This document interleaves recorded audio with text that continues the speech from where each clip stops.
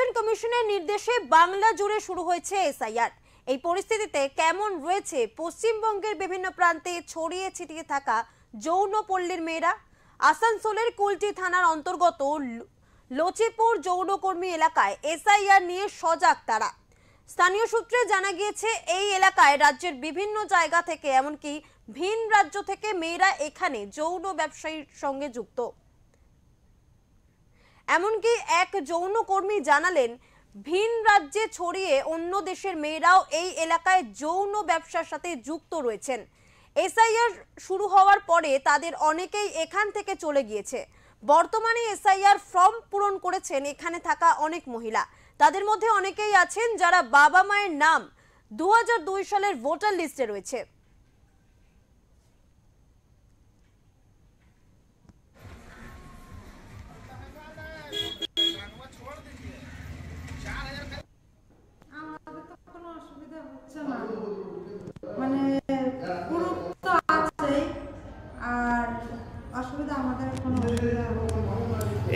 এখানে বলা হয়েছে 2002-এর নাম, যদি আপনার নাম নেই তো আপনার মা বাবার নাম। তো অসুবিধা হচ্ছে না?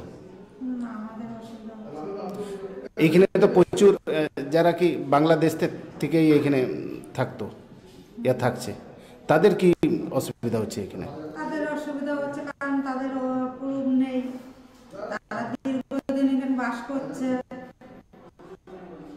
যেহেতু তাদের প্রুফ নেই তারা এখন মানে থাকার জায়গা, এটা ওদের অসুবিধা হচ্ছে।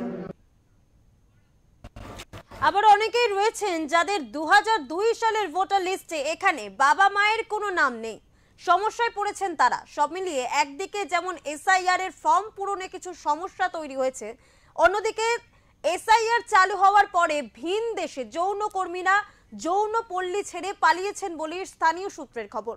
যদিও এই ব্যাপারে এখনো পর্যন্ত কোনো রাজনৈতিক দলকে কোনো ভূমিকা করতে দেখা যায়নি।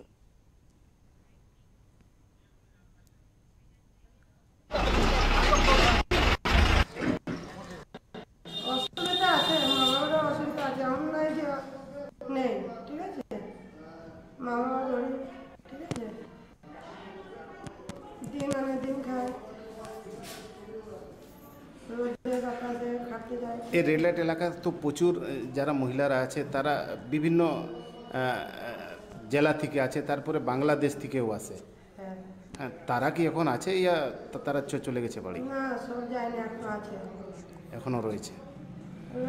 মানে দেখেন এখানে মোটামুটি আছে এখনো 45-60টা এমনি হবে।